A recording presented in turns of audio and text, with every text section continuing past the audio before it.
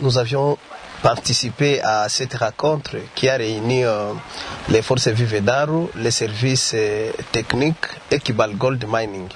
Nous étions invités, nous jeunes leaders, parce que nous avions intervenu dans ces dossiers. Nous avions participé dans cette rencontre pour revendiquer tout ce qui est des droits, entre autres l'asphaltage de la route Aru-Boli, donc la route qui mène vers Ouacha. Cette route, Kibal Gold l'exploite, elle l'utilise sans rien de contrepartie à la population. Il y a vraiment plusieurs dégâts que nous avions enregistrés, et surtout les dégâts environnementaux que nous avions enregistrés, mais Kibal Gold n'a pas tenu compte.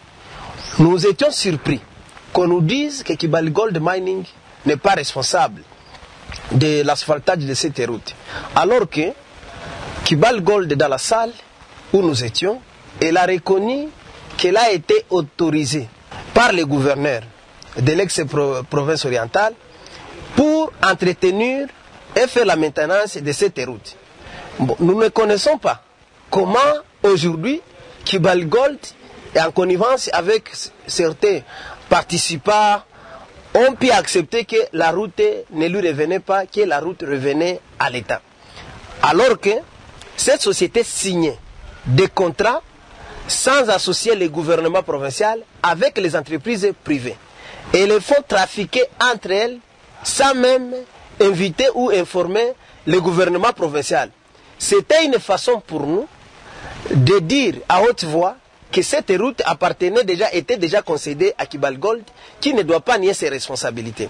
Au lieu qu'en contrepartie, la population d'Aru profite de cette route asphaltée, comme la société Kibal Gold l'a fait du côté Ouganda, on nous dit, donc les forces vives d'Aru, le gouvernement provincial, doivent mener les démarches au niveau de Kinshasa pour aller revendiquer l'asphaltage et pour revendiquer les moyens que Kibal Gold aurait payés au niveau national afin que ces fonds soient versés dans les comptes provinciaux pour maintenant commencer l'asphaltage.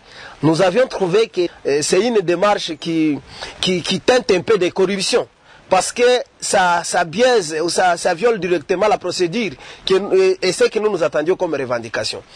Et donc, cette assise, nous n'avions pas endossé le communiqué final qui a sanctionné cette rencontre. Les jeunes leaders se sont décidés de ne pas endosser ces communiqués. Parce que c'est un communiqué triqué, c'est un communiqué de non-consensus, c'est un communiqué non fondé et un communiqué qu'on a imposé dans la salle. Et donc, nous ne pouvons pas endosser ces communiqués. Nous sommes toujours à la phase initiale.